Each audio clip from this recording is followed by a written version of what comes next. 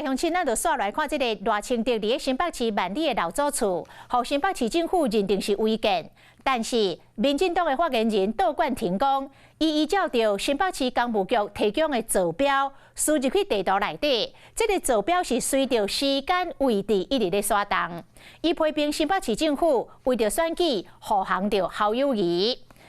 这个新北市政府来回击，讲所有的资料拢来自中央部会，敢讲杜冠廷是质疑着国家的行测图有问题。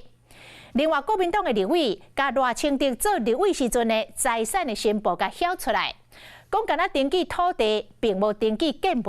等于是间接来承认这个老厝是违建。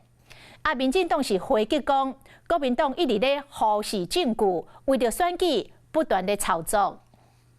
会面内底，白是见到就是民进党总统候选人赖清德的办理旧厝，叫新北市政府认定是违建。不过，民进党发言人杜冠廷抛出影片，将新北市工务局公布地票放伫咧谷歌地图，发现地票随投注时间偏差是愈来愈大。骂新北市府唔通为了选举乌到头接，白到直吹。没有任何一个地方政府会单凭几张空拍图就告诉某某某，你的房子自始不存在。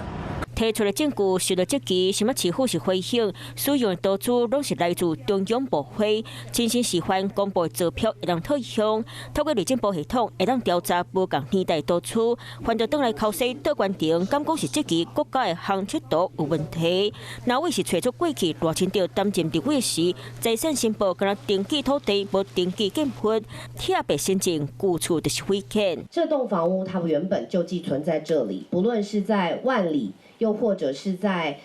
其他，包括在周边的居民都证实它的存在。可是我们可以看得出来，在万里老家这件事情上，国民党所持的态度就是，我们拿出来的证据他看不见。媒体人张武轩嘛伫咧编辑顶抛出民国63年到102年的行测图，会当看到为基础到分开改建的变化，含四周围建物的变通。赖副老家的问题，就法律上是完全没有问题。好，那政治上现在因为在选举，所以国民党利用这个议题，在那边煽阴风、点鬼火。强调一切合法，赖清德的旧厝证据，恐惊到选举迄天拢未收煞。Hello， 我是林明瑞。想要抢先掌握最及时的新闻资讯吗？赶快订阅、按赞、开启小铃铛，锁定我们华视新闻的 YouTube 频道。